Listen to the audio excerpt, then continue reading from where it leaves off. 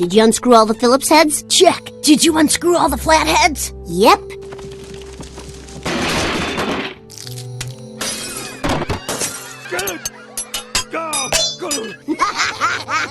Now go hide the evidence while I walk around saying, "What happened? Who would do such a thing?"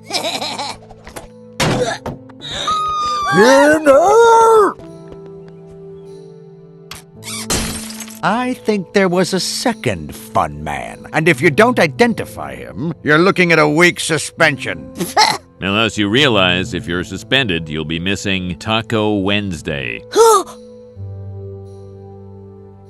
I'll never tell. Consider yourself suspended, mister. Take him to the big house, where he lives. Suspended boy walking.